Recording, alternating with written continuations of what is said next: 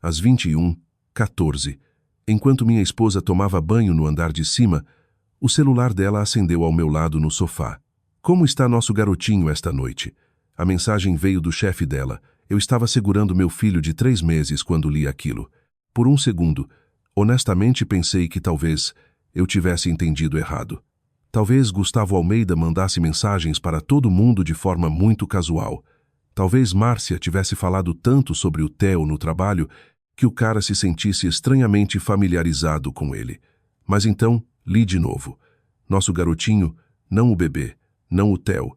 Nosso, no andar de cima, água corria pelos canos. Márcia sempre tomava banho tarde depois do trabalho agora. Dizia que ajudava a lavar o escritório dela. Naquela noite, eu podia ouvir ela cantarolando baixinho por cima do som da água, enquanto eu ficava congelado no nosso sofá de couro marrom, com uma mamadeira em uma mão e o celular dela brilhando na outra. Theo se mexeu contra meu peito e fez aquele pequeno grunhido sonolento que bebês fazem. Seus dedinhos curvaram em volta do meu polegar. Eu encarei a tela por tanto tempo que ela escureceu. Depois acendeu de novo quando outra mensagem chegou. Ele finalmente dormiu mais tempo hoje? Meu estômago caiu com tanta força que eu realmente me senti tonto. A TV continuava tocando baixinho ao fundo. Algum reprise de uma série sobre família e lealdade. Um personagem dando um daqueles discursos sobre lealdade e família. Engraçado timing, eu acho. Eu coloquei Theo cuidadosamente na curva do meu braço e desbloqueei o celular da Márcia. Nada. Nenhuma conversa salva, só uma tela vazia deletada. Isso de alguma forma doeu mais que a mensagem em si, porque pessoas inocentes não apagam conversas. Eu fiquei sentado ali, ouvindo a secadora roncando na lavanderia e o chuveiro no andar de cima e o velho motor da geladeira clicando na cozinha. Sons normais. Nossa casa normal. 18 anos de casamento envoltos nesses sons. E de repente nada daquilo parecia real mais. Eu sou Cláudio Mendes, 52 anos. Eu tenho uma pequena empresa de ar-condicionado em Campinas, interior de São Paulo. Nada glamouroso. 3 vans, 6 funcionários se ninguém faltar por doença. Eu passei a maior parte da minha vida rastejando por sótãos quentes e consertando aparelhos que as pessoas ignoravam até a véspera de Natal. Minhas costas doem a maioria das manhãs agora. Meu joelho direito estala nas escadas.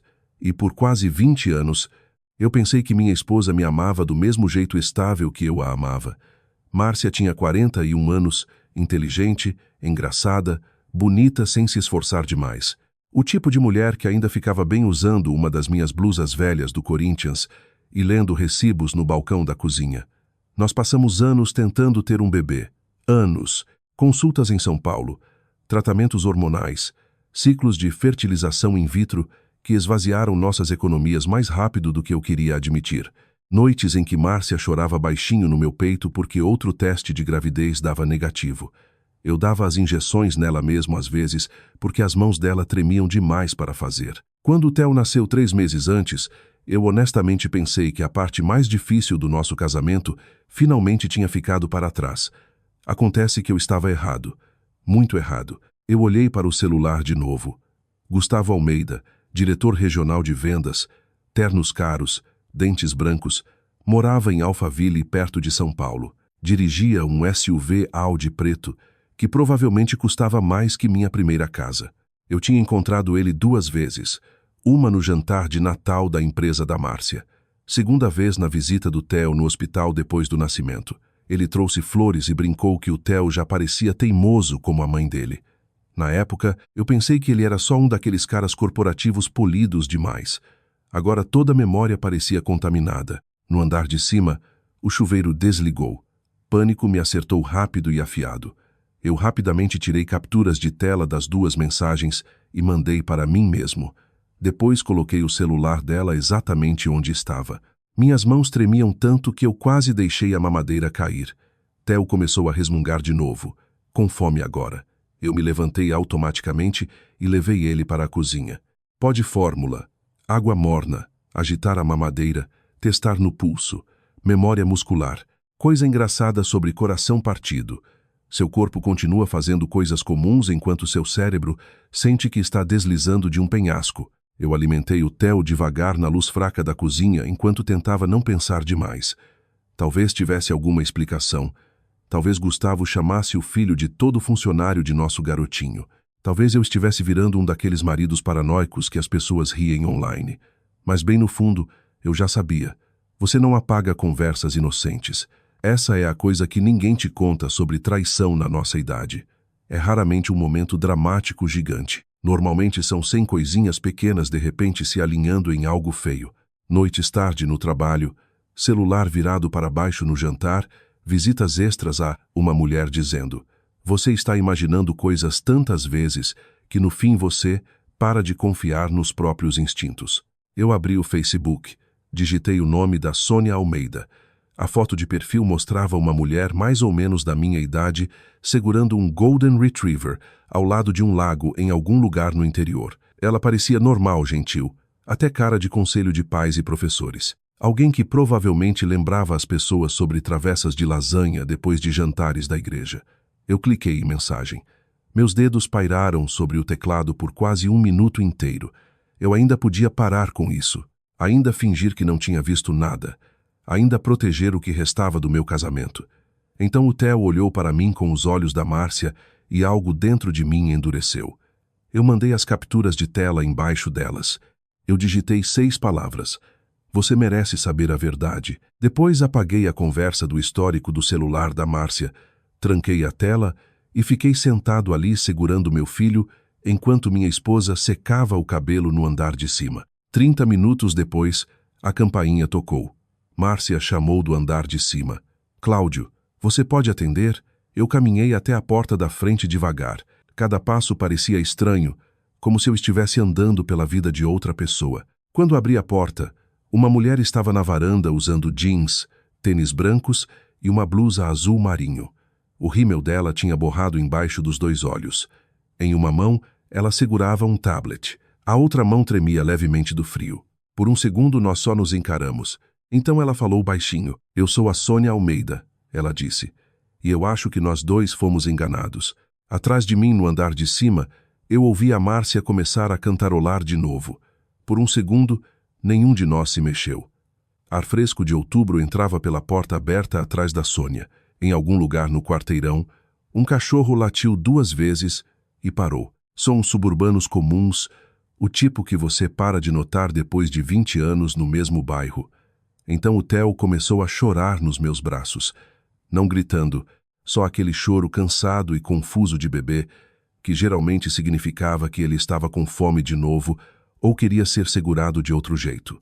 A Sônia olhou para ele imediatamente. E, estranhamente, foi isso que fez a coisa toda parecer real. Não as capturas de tela, não as mensagens deletadas, o bebê chorando entre nós enquanto minha esposa estava no andar de cima secando o cabelo. Entre, eu disse baixinho.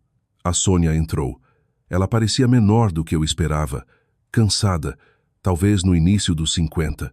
Ela cheirava levemente a ar fresco e chiclete de menta. Eu fechei a porta atrás dela. No andar de cima, eu podia ouvir gavetas da cômoda abrindo e fechando. Márcia se mexendo no nosso quarto, completamente alheia que a vida dela já estava se partindo lá embaixo.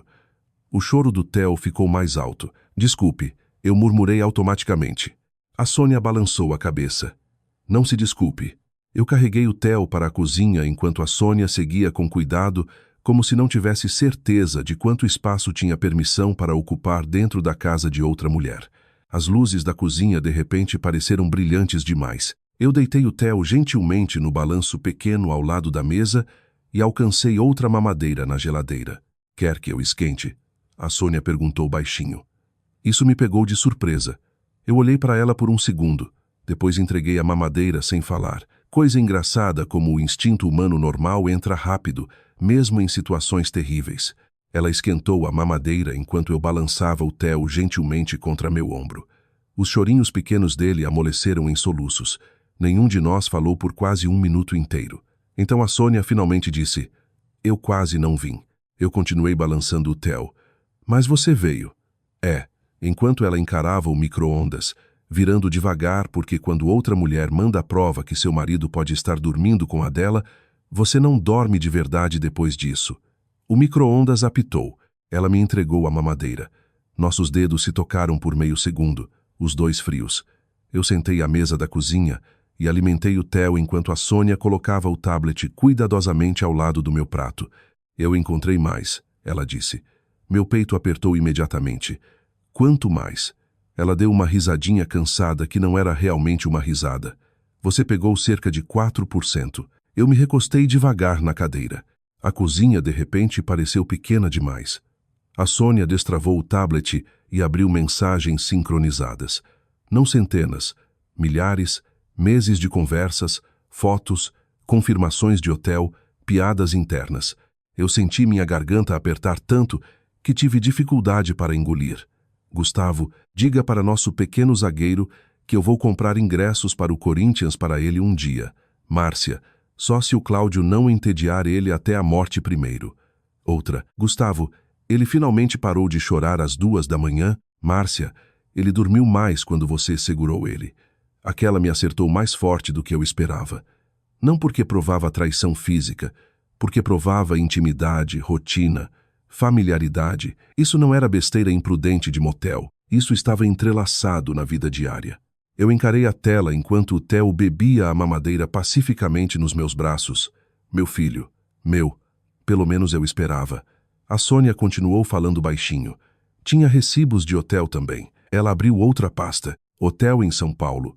Hotel na beira do rio em outra cidade. Fins de semana de conferência. Viagens de trabalho falsas. Eu notei as datas imediatamente. Uma foi durante a semana em que a Márcia me disse que tinha treinamento obrigatório. Outra aconteceu 2 semanas depois do Theo nascer. 2 semanas. Eu realmente fechei os olhos por um segundo depois de ver aquilo. Aquilo foi mais ou menos na época em que a Márcia mal conseguia andar confortavelmente depois do parto. Eu estava trocando fraldas às 3 da manhã, enquanto ela se curava no andar de cima. E de alguma forma esse homem já estava de volta nas nossas vidas. A Sônia observou meu rosto com cuidado. Você está bem? Não, eu disse honestamente. Depois de uma pausa, mas eu não vou socar a parede se é isso que você está perguntando. Isso tirou o menor sorriso dela. Primeiro da noite toda. Ela esfregou a testa e de repente pareceu exausta. Eu descobri sobre o caso 3 meses atrás. Ela admitiu. Eu olhei para cima bruscamente. Você sabia? Eu suspeitava antes, mas 3 meses atrás eu soube. Então por que ficou? Aquela pergunta saiu mais dura do que eu pretendia. A Sônia não pareceu ofendida. Em vez disso, ela olhou ao redor da minha cozinha em silêncio. As fotos de família, o carrinho do Theo perto da porta da garagem, a bomba de leite da Márcia secando ao lado da pia. Então ela disse algo que me calou imediatamente, porque depois de 30 anos com alguém, sair não é só sair. Aquilo acertou forte. Ela continuou baixinho. Você sai de rotinas, piadas internas, contas compartilhadas, feriados, netos. Você pensou que eventualmente teria a versão de si mesmo que existia com aquela pessoa. Eu olhei para baixo para o Theo dormindo contra meu braço agora e de repente entendi exatamente o que ela quis dizer. A Sônia rolou mais pelas mensagens, algumas flertes, algumas brigas, algumas conversas estranhamente normais. Uma mensagem da Márcia fez meu estômago gelar. Cláudio ainda acha que o Theo se parece exatamente com ele. Eu segurei a borda da mesa da cozinha com tanta força que meus nós dos dedos doeram. A Sônia notou. Desculpe, eu balancei a cabeça devagar. Não se desculpe por me contar a verdade. No andar de cima, passos cruzaram o chão do quarto. Márcia, meu coração deu um pulo imediatamente, mas em vez de descer, eu ouvi o colchão ranger levemente acima. Ela tinha ido dormir completamente alheia. A Sônia baixou a voz. Tem mais uma coisa. Eu quase ri de exaustão. Claro que tem. Ela hesitou. Gustavo transferiu cerca de R$ 8.200 da nossa conta de investimentos 2 meses atrás. Para ela, eu acho. Eu encarei o tablet de novo. De repente, toda a reunião tarde e todo o jantar de conferência começaram a se rearranjar na minha cabeça em algo mais feio. Eu lembrei da Márcia chegando em casa sorrindo para o celular. Eu lembrei dela guardando ele na cama. Eu lembrei de perguntar uma vez se estava tudo bem entre nós e ela rindo baixinho antes de dizer: "Você se preocupa demais." O Theo se mexeu no sono contra meu peito. Respirações quentinhas pequenas, dedinhos pequenos curvados contra minha camisa. E pela primeira vez naquela noite, medo real me acertou. Não medo da Márcia, medo dele. Porque uma vez que aquele pensamento entra na sua cabeça, uma vez que alguém diz, nosso garotinho, você não consegue colocar de volta. A Sônia deve ter visto no meu rosto. Você está se perguntando se o bebê é seu. Eu não respondi. Não precisava. Ela se recostou devagar na cadeira. Pelo que vale, eu acho que o Gustavo acredita que ele é o pai. Aquela frase doeu fisicamente, como levar um soco nas costelas. Eu me levantei de repente e caminhei até a pia, fingindo que precisava de água.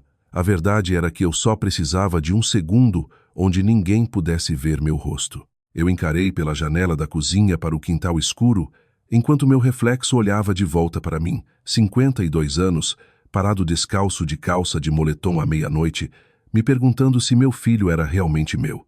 Atrás de mim. A Sônia falou com cuidado. Então o que agora? Eu fiquei quieto um tempo longo, depois finalmente disse, tem um bebê dormindo a 3 metros. Eu me virei devagar, e até eu saber a verdade, não vou explodir minha família inteira.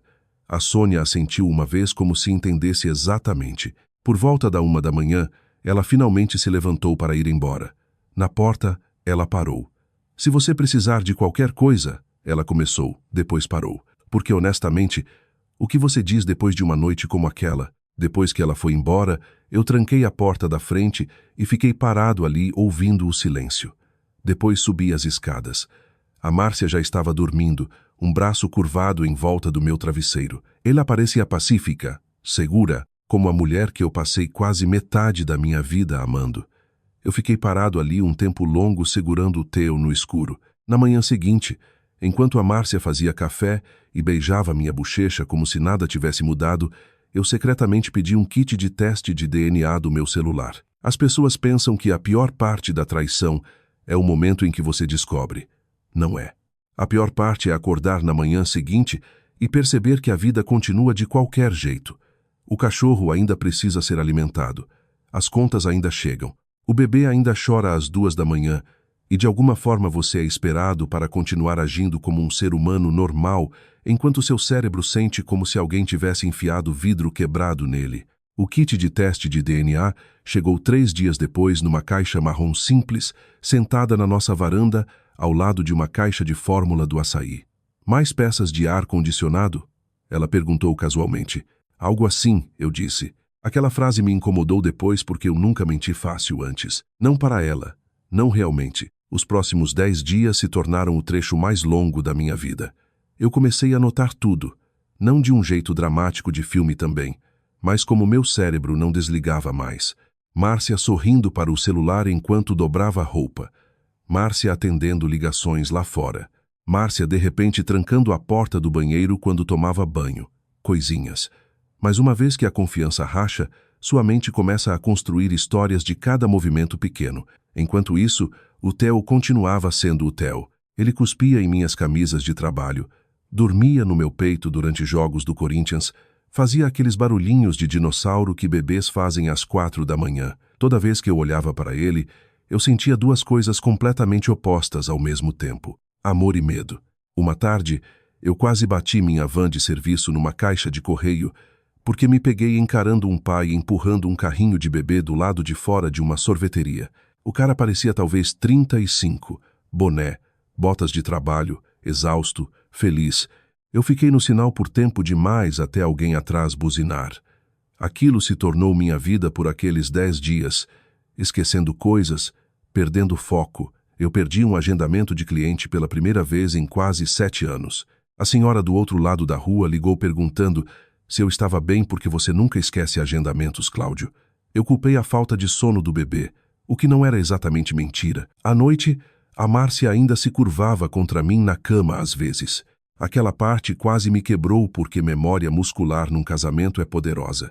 18 anos constroem hábitos que seu corpo lembra, mesmo quando seu coração não sabe mais o que fazer. Uma noite por volta da 1h30 da manhã, o Theo começou a chorar. Márcia gemeu baixinho ao meu lado. Eu peguei ele.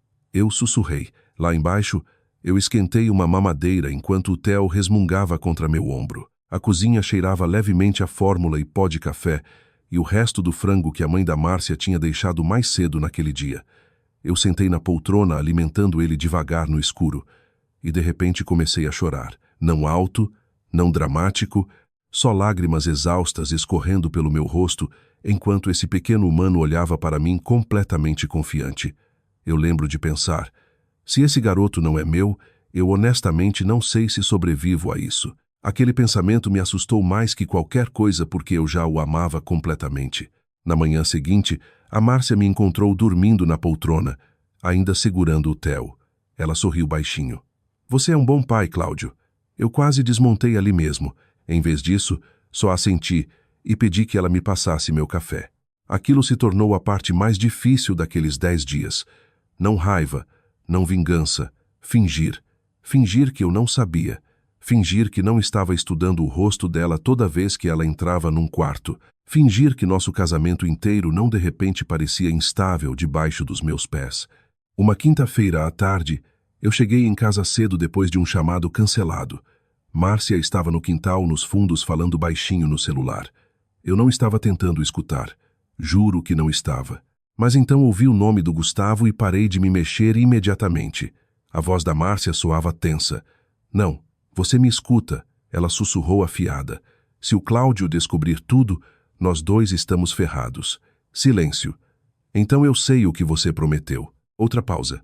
Eu não posso falar agora. Ela se virou de repente e me viu parado dentro perto da porta de correr. Por meio segundo, pânico cruzou o rosto dela, depois desapareceu. Oi, ela disse rápido. Você chegou cedo. Chamado cancelado. Ela assentiu rápido demais. Era minha irmã. Eu olhei diretamente para ela e pela primeira vez no nosso casamento, eu soube com certeza absoluta que minha esposa estava mentindo na minha cara. Aquela percepção doeu de um jeito surpreendentemente quieto, sem explosão, sem gritos, só algo dentro de mim afundando mais baixo. 3 dias depois, os resultados do DNA chegaram. Eu não conseguia abrir eles em casa. Não conseguia sentar em frente a Márcia na mesa da cozinha, fingindo que tudo era normal, enquanto encarava um envelope que podia destruir minha vida. Então eu dirigi. Acabei estacionado ao lado de uma sorveteria na rodovia Anhanguera com o motor ligado e o aquecedor no máximo porque o frio de outubro entra nos ossos nessa época do ano. Minhas mãos tremiam abrindo o envelope. Eu lembro de todo detalhe idiota. Música sertaneja tocando baixo no rádio. Cheiro de batata frita flutuando pelo estacionamento. Um adolescente com viseira vermelha carregando sacos de lixo lá fora. Então vi os resultados. Probabilidade de paternidade 99. 99%. Eu só encarei. Li de novo. Depois comecei a soluçar tão forte que tive que me inclinar contra o volante. O Theo era meu. Meu. O alívio acertou primeiro. Alívio puro e avassalador. Depois veio raiva. Raiva real. Porque a Márcia tinha traído, tinha mentido e de alguma forma ainda tinha me deixado passar 10 dias, me perguntando se meu próprio filho pertencia a outro homem. Eu fiquei sentado ali chorando como um idiota na minha van de trabalho por provavelmente 15 minutos. Um funcionário adolescente que passava lá fora realmente olhou, parecendo preocupado. Eu acenei para ele ir embora. Eventualmente, eu liguei para a Sônia. Ela atendeu imediatamente. Bem, ele é meu. Ela soltou um suspiro longo. Ah, graças a Deus. Eu ri amargamente daquilo. Graças a Deus. Mas a verdade era que não consertava nada. Não realmente. A traição ainda existia. Talvez pior agora, porque agora não era sobre se o Theo era meu. Era sobre o fato de que a Márcia tinha arriscado destruir tudo que construímos. De qualquer jeito, a Sônia ficou quieta no telefone. Depois ela disse, tem mais acontecendo. Claro que tinha. Ela explicou que auditores da empresa tinham começado a revisar silenciosamente os relatórios de despesas do Gustavo. Aparentemente, ele vinha enviando reembolsos de viagem falsos por mais de um ano. Hotéis, jantares particulares, conferências de fim de semana que nunca existiram. Ele está ficando nervoso, a Sônia disse. Desleixado. Quão desleixado. Ela realmente riu dessa vez. Ontem, ele acidentalmente mandou um áudio flertando para o grupo de futebol fantasy do escritório. Apesar de tudo, eu bufei. Sério. Aparentemente, metade do departamento de vendas ouviu ele chamar a Márcia de querida. Pela primeira vez em dias, eu senti algo quase próximo de satisfação. Não alegria, só confirmação de que as rachaduras estavam se espalhando. Aquela noite, depois que a Márcia subiu, Eu sentei sozinho na garagem ao lado de caixas empilhadas de fraldas e latas velhas de tinta, bebendo café de posto de gasolina de um copo de isopor. O ar-condicionado central ligou acima. A casa rangeu baixinho. E pela primeira vez desde que isso começou, vingança realmente cruzou minha mente de um jeito sério. Não gritando, não violência, exposição, verdade. Alguns minutos depois, meu celular vibrou. Era a Sônia. Uma semana a partir de sábado, ela mandou: Gustavo vai receber um prêmio de liderança no gala de caridade do Hospital Infantil, no centro de São Paulo. Depois outra mensagem chegou: auditores vão estar lá também. Eu quase não fui 2 vezes, na verdade. A primeira foi 4 dias antes do gala, quando eu estava sentado no meu escritório acima da garagem, revisando números de folha de pagamento. Um dos meus técnicos tinha faltado por doença. Outra van precisava de freios, e o Theo tinha nos mantido acordados a maior parte da noite. Coisas normais da vida. Aquela era a parte estranha em tudo isso. Traição não parava a vida real de se acumular. Meu celular vibrou. Sônia, você ainda vem sábado? Eu encarei a mensagem um tempo longo antes de responder. Eu não sei. E eu realmente não sabia porque uma vez que algo se torna público, você não consegue puxar de volta. Você não consegue desfazer humilhação. Você não consegue mandar as pessoas esquecerem o que viram. Parte de mim ainda queria proteger a Márcia, mesmo depois de tudo. Talvez isso pareça fraco. Talvez fosse. Mas quando você passa 18 anos amando alguém, seus instintos não desligam da noite para o dia. Naquela tarde de sábado, eu quase desisti de novo. Márcia estava no andar de cima se arrumando para o gala, enquanto eu alimentava o Theo com banana amassada na cozinha. Ele usava um macacãozinho azul com bolinhas de futebol e de alguma forma conseguiu banana na minha manga toda. Eu ri apesar de mim mesmo, depois imediatamente me senti culpado por rir. Márcia desceu por volta das 6 usando um vestido verde escuro que eu não tinha visto antes. Simples, elegante, cabelo cacheado solto nos ombros. Por um segundo perigoso, ela parecia a mulher com quem eu casei aos 23. Você tem certeza que não quer vir hoje? Ela perguntou enquanto colocava brincos. Cônjuges são convidados. Eu continuei limpando as mãos do Theo com um pano de bebê. Não, alguém tem que ficar com esse pequeno. Ela sorriu baixinho. Você tem estado distante ultimamente. Ali estava. Eu dei de ombros sem olhar para cima, cansado. Não é só isso. Eu finalmente olhei para ela então e me perguntei se ela podia ver. Se em algum lugar bem fundo ela já sabia que eu sabia, mas o rosto dela só parecia preocupado. Talvez culpado também. Difícil dizer mais. Márcia caminhou e beijou o topo da cabeça do Theo. Depois a minha. Não fique acordado até tarde, ela disse leve. A porta da frente fechou atrás dela 3 minutos depois. Às 18h42, a Sônia mandou mensagem de novo. Se você vir, auditores confirmaram presença. Eu olhei para baixo para o Theo mastigando um brinquedo de girafa de plástico. Depois olhei para a garagem vazia e algo dentro de mim finalmente se acomodou. Não raiva, não vingança exatamente. Clareza. Por volta das 19h30, o Theo estava na casa da minha irmã Karen, do outro lado da cidade, e eu estava dirigindo para o sul em direção a São Paulo pela chuva fria de outubro. Quanto mais eu dirigia, mais apertado meu peito ficava. Eu continuava pensando: você ainda pode virar. Ninguém está forçando isso. Mas eu não virei. O centro de São Paulo brilhava molhado e amarelo sob as luzes de rua quando eu cheguei. Atendentes de manobrista corriam entre carros, segurando guarda-chuvas enquanto convidados de roupa formal corriam para a entrada do hotel. O salão de baile do hotel ficava no 2º andar. Grande evento de caridade para o hospital infantil. Médicos, executivos, representantes farmacêuticos. O tipo de evento onde as pessoas bebem vinho caro enquanto dão lances em pacotes de férias. Eu quase ri vendo meu reflexo nas portas de vidro do elevador. Cara de 52 anos de ar-condicionado num terno cinza, que ele só usava em casamentos e funerais. A Sônia me encontrou perto do registro. Ela parecia mais calma que a noite que veio na minha casa. Ainda cansada, porém. Você podia ver nos olhos dela. Você veio, ela disse. É. Você está bem? Não. Isso realmente fez ela sorrir um pouco. O salão de baile já estava lotado.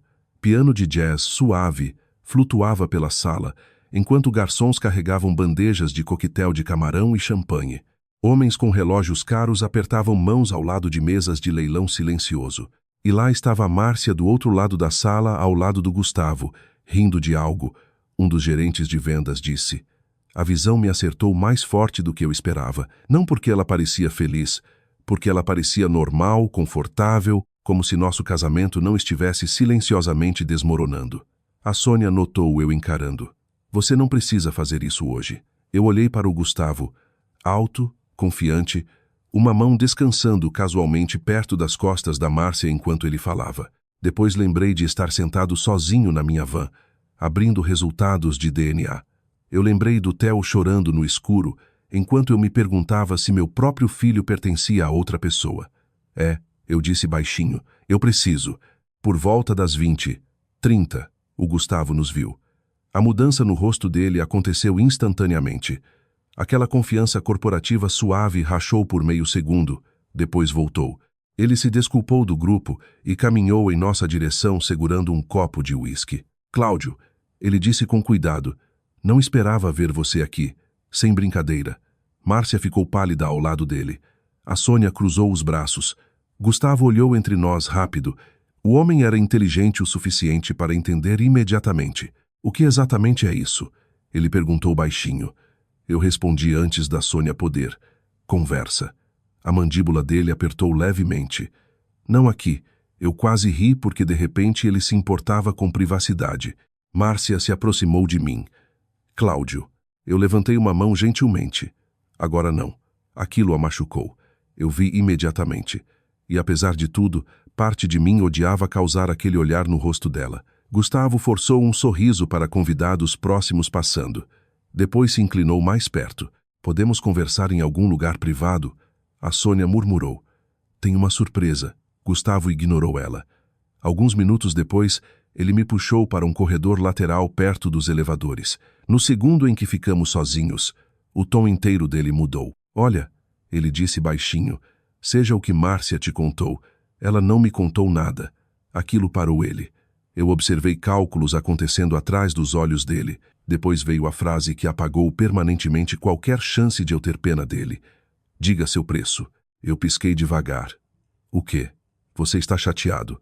Eu entendo isso. Ele baixou a voz mais. Mas divórcios feios não ajudam ninguém. Eu encarei ele em descrença. Não porque ele ofereceu dinheiro, porque ele honestamente achava que era isso que importava mais para mim. Meu filho tem 3 meses, eu disse baixinho. Gustavo esfregou a testa impaciente. Cláudio, não vamos virar isso emocional. Aquela frase quase me fez bater nele. Quase. Em vez disso, eu enfiei a mão no bolso do casaco e apertei gravar no celular. Gustavo continuou falando. Tem jeitos de todo mundo sair mais limpo aqui. Limpo? Eu repeti. Sim. Eu assenti devagar como se estivesse considerando. Enquanto isso, meu celular gravava cada palavra. Então 2 pessoas viraram a esquina para o corredor. Um homem e uma mulher usando crachás de conferência. Gustavo enrijeceu imediatamente. Gustavo Almeida, o homem perguntou educadamente. O rosto do Gustavo mudou de cor. Só precisamos de esclarecimento sobre alguns relatórios de reembolso antes de segunda. Ninguém falou por cerca de 3 segundos. Então Gustavo forçou outro sorriso. Claro, os auditores olharam brevemente para mim, para a Sônia parada mais longe no corredor, para a Márcia perto da entrada do salão de baile, observando nervosa, e de repente a noite inteira mudou. Não alto, não dramaticamente, só quietamente, como gelo começando a rachar debaixo dos pés de alguém. Você sabe o que me surpreendeu mais ao ver a vida de um homem cair aos pedaços? Como foi quieto, sem gritos, sem socos, sem cena dramática de filme onde todo mundo engasga e deixa cair taças de champanhe. Só tensão, silêncio e a percepção lenta se espalhando pela sala de que algo feio estava escondido debaixo de superfícies polidas por muito tempo. Gustavo ficou parado naquele corredor tentando duro manter a expressão sob controle enquanto os auditores faziam perguntas sobre reembolsos de viagem. Perguntas simples, datas, nomes de conferência, cobranças de hotel, mas eu podia ver suor começando a se formar perto das têmporas dele. Uma auditora, a mulher folheou uma pasta calmamente. Só estamos tentando conciliar algumas inconsistências antes do fechamento do trimestre, ela explicou. Gustavo forçou um sorriso. absolutamente feliz em ajudar. A voz dele soava diferente agora, mais apertada.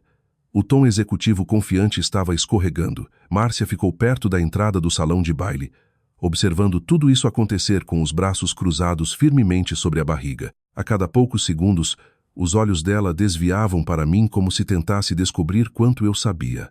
A resposta, claro, era o suficiente. A Sônia caminhou quieta e entregou aos auditores um envelope lacrado, sem anúncio, sem momento teatral, só um movimento calmo que de alguma forma parecia muito mais devastador. "O que é isso?" o auditor homem perguntou. "Documentação que vocês podem precisar", a Sônia respondeu. A cabeça do Gustavo virou para ela instantaneamente. Sônia, uma palavra, afiada, avisando ela, mas ela nem olhou para ele. O auditor abriu o envelope levemente e olhou dentro. Recibos de hotel, e-mails impressos, registros de transferência. Eu observei o exato segundo em que pânico acertou Gustavo Almeida completamente. Não medo de perder a Márcia, não medo de machucar o casamento dele. Medo de consequências. Aquilo me disse tudo o que eu precisava saber sobre o homem. Alguns executivos próximos tinham começado a notar que algo estava errado. Conversas no salão de baile amoleceram. Cabeças viraram sutilmente. Ninguém entendia a história completa ainda, mas as pessoas sempre sentem problema. Márcia finalmente caminhou devagar em nossa direção. "Cláudio", ela disse baixinho. Eu olhei para ela. Realmente olhei para ela e de repente vi exaustão no rosto dela que eu ignorei por meses. Olheiras debaixo da maquiagem. Aperto ao redor dos olhos, a tensão de carregar mentiras de mais de uma vez. Por um momento perigoso, Pena piscou por mim.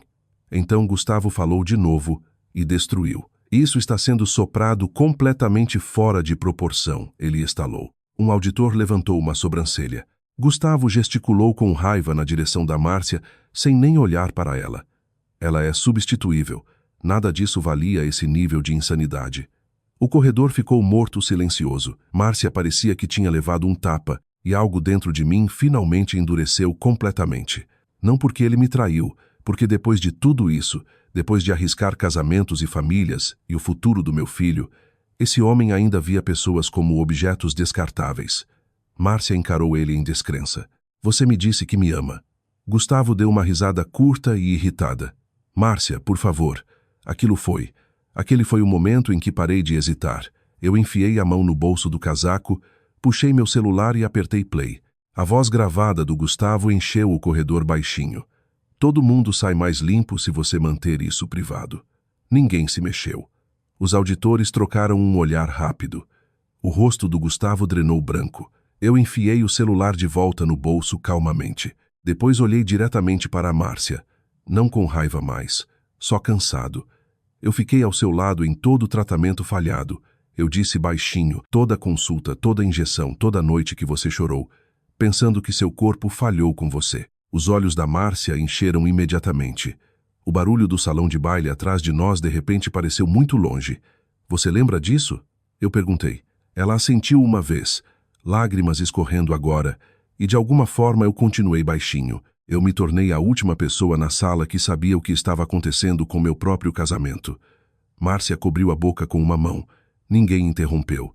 Nem a Sônia, nem os auditores, nem mesmo o Gustavo. Pela primeira vez na noite toda, ele parecia genuinamente encurralado. O auditor homem finalmente pigarreou. "Senhor Almeida", ele disse com cuidado, "vamos precisar de uma reunião formal segunda de manhã." Gustavo se endireitou imediatamente. "Você está falando sério fazendo isso aqui?" A auditora mulher respondeu calmamente. "Você criou a situação, senhor." Aquilo calou ele. Um gerente de segurança do hotel apareceu 1 minuto depois que alguém da empresa pediu assistência silenciosamente. De novo, sem cena, sem arrastar pessoas para fora, só vozes profissionais suaves e constrangimento controlado. Gustavo olhou para Márcia uma última vez antes de ir embora, mas não com arrependimento, com ressentimento. Aquilo pareceu quebrar algo dentro dela completamente. Ele foi embora ladeado por 2 funcionários do hotel e um executivo da empresa, enquanto conversas quietamente recomeçavam ao redor do salão de baile. O pianista de jazz perto do bar continuou tocando como se nada tivesse acontecido. Coisa engraçada é que a vida geralmente continua assim. A maioria das pessoas não para pelo seu coração partido. A Sônia soltou um suspiro longo e trêmulo ao meu lado. Eu pensei que isso ia fazer sentir melhor. Ela admitiu. Eu entendi exatamente o que ela quis dizer porque, parado ali, eu não me sentia vitorioso. Eu me sentia exausto. Márcia limpou o rosto rápido. Cláudio, por favor. Eu olhei para os elevadores. Eu não consigo fazer isso na frente das pessoas. Nós descemos em silêncio. Só nós dois. A música do elevador, de alguma forma, fez tudo parecer ainda mais triste. Lá fora, ar frio de São Paulo nos acertou imediatamente. Atendentes de manobrista moviam carros debaixo das luzes brilhantes do hotel, enquanto o tráfego rolava firmemente pela rua. Márcia cruzou os braços em volta de si mesma. Eu nunca quis isso. Ela sussurrou. Eu ri uma vez, não cruel, só cansado. Sério? Lágrimas continuavam descendo pelo rosto dela. Começou durante os tratamentos de fertilização. Eu fiquei quieto. Você se afastou, ela disse baixinho. Não de propósito. Eu sei disso agora. Mas tudo virou agendas e hormônios e decepção e contas. Eu encarei para a rua. Gustavo escutou. Ali estava. A história mais velha da Terra. Ele me fez sentir, ela parou a si mesma. Eu não sei. Você não precisa explicar a mecânica para mim, Márcia. Ela estremeceu ouvindo o nome completo em vez de apelido. Aquilo machucou ela também. Eu ainda te amo. Ela sussurrou. Por um momento, tudo que eu consegui pensar foi nosso primeiro apartamento velho acima da loja de ferragens no centro, comendo pizza congelada em cadeiras de jardim porque não podíamos pagar móveis ainda. Anos juntos, férias, funerais, manhãs de Natal, o Theo nascendo, uma vida inteira. E de alguma forma, ainda acabamos aqui. Finalmente, eu olhei para ela. Talvez ela me amasse de algum jeito quebrado e complicado, mas não o suficiente para parar. Amor sem lealdade vira outra coisa eventualmente, eu disse baixinho. Márcia chorou mais forte depois disso, mas não discutiu porque bem no fundo ela sabia que era verdade.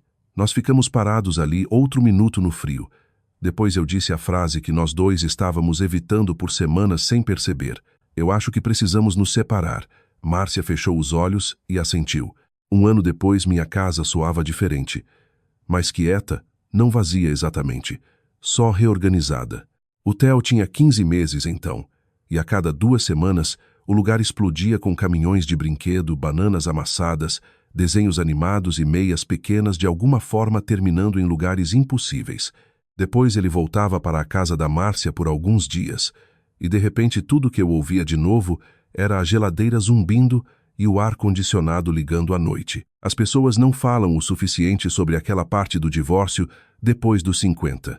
O silêncio. Você passa décadas ajustando a si mesmo em volta da respiração de outra pessoa, rotinas, hábitos de café, preferências de televisão. Depois um dia, você está esquentando chile sobrando sozinho às 9 da noite, enquanto a lava-louças roda ao fundo como companhia. Algumas noites eram mais difíceis do que eu esperava. Não tenho vergonha de admitir isso, especialmente depois que o Theo ia dormir. Aquilo geralmente era quando as coisas entravam. Perguntas, memórias, raiva que aparecia tarde como tempo ruim. Tinha noites em que eu ficava na pia da cozinha encarando o quintal, pensando em como uma vida normal pode se dividir rápido em antes e depois. Mas tinha momentos bons também, reais.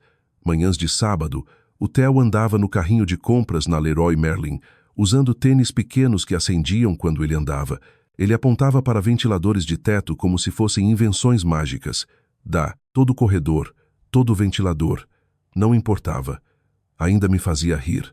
Minha irmã Karen disse que ele tinha minha teimosia nos olhos da Márcia. Aquilo parecia certo.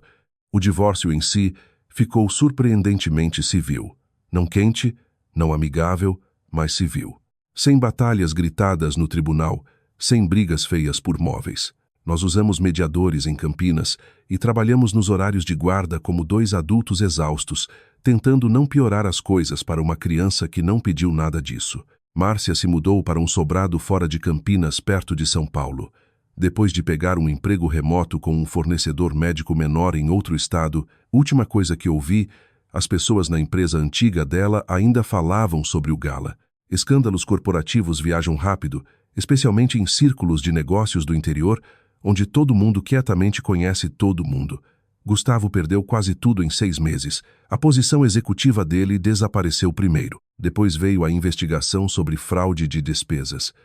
Depois disso, a reputação profissional que ele passou 20 anos construindo começou a desmoronar pedaço por pedaço. Eu ouvi pela Sônia que vários ex-funcionários vieram à frente depois que os auditores começaram a cavar mais fundo. Aparentemente, Gustavo tinha o hábito de usar dinheiro da empresa como carteira pessoal. O caso se tornou quase secundário. Engraçado como isso funciona às vezes. Empresas toleram comportamento imoral muito mais rápido que dinheiro roubado. A Sônia, eventualmente, se mudou para o interior para ficar perto da irmã dela. Nós ainda mandamos mensagem ocasionalmente, principalmente atualizações sobre vida, fotos de cachorro, reclamações do tempo, coisas normais. Tem algo estranho sobre sobreviver à traição com alguém. Mesmo depois que a raiva passa, tem essa compreensão quieta entre vocês que nunca desaparece completamente. Por volta da primavera, eu comecei a dormir melhor. Não toda noite, mas melhor. Eu voltei a pescar de novo. Manhãs de sábado no reservatório local com uma garrafa térmica de café e música sertaneja velha tocando baixo pelos alto-falantes da caminhonete. As primeiras viagens pareceram solitárias. Depois, eventualmente, começaram a parecer pacíficas em vez disso. Aquilo me surpreendeu. Cura geralmente não acontece dramaticamente. Ninguém acorda de repente transformado. É menor que isso. Uma manhã decente, depois outra.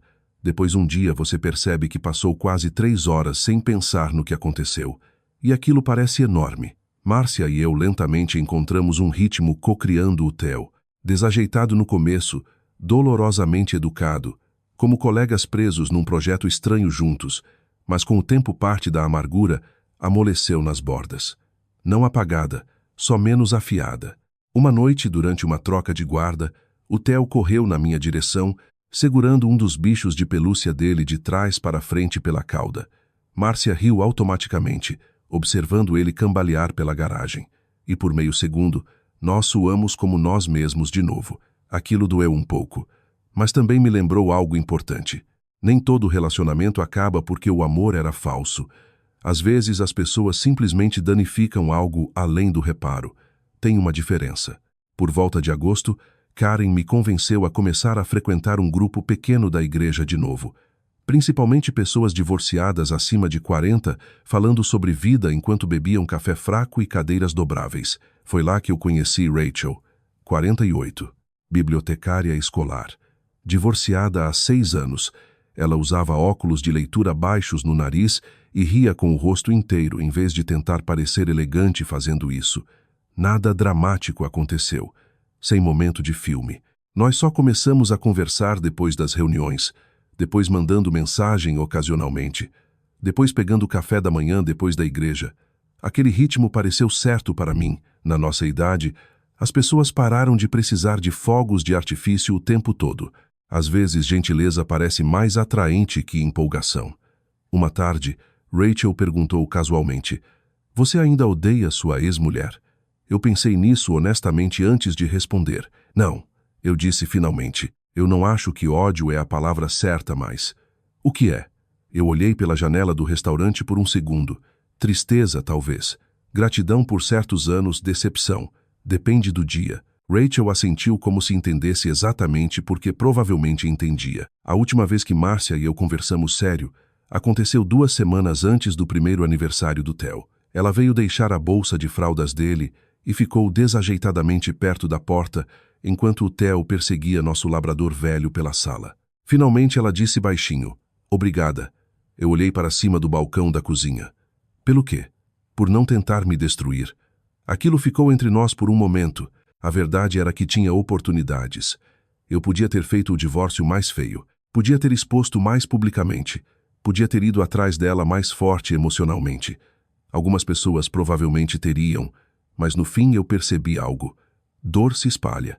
Humilhação se espalha. Crueldade se espalha também.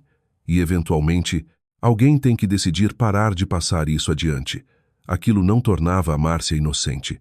Não apagava o que aconteceu. Mas o Theo merecia pelo menos um pai que não fosse consumido por amargura. Talvez isso fosse o que finalmente importava mais para mim. Depois que a Márcia foi embora aquela noite, Eu sentei no chão da sala construindo torres de blocos com o Theo, enquanto chuva batia suavemente nas janelas. Ele derrubou a torre e riu tão forte que soluçou. E sentado ali de moletom aos 53 anos, eu percebi algo inesperado. Minha vida não tinha acabado. Ela tinha mudado. Dolorosamente, bagunçadamente, mas não permanentemente arruinada. Traição muda as pessoas. Eu acredito nisso agora. Algumas feridas ficam sensíveis por mais tempo que outras. Mas eu também acho que as pessoas ainda escolhem que tipo de pessoa elas se tornam depois. Se alguém quebrou sua confiança mais tarde na vida, eu espero que você eventualmente encontre alguma paz também. E se você ainda está descobrindo essa parte, você provavelmente não está sozinho nisso. Obrigado por passar esse tempo comigo esta noite.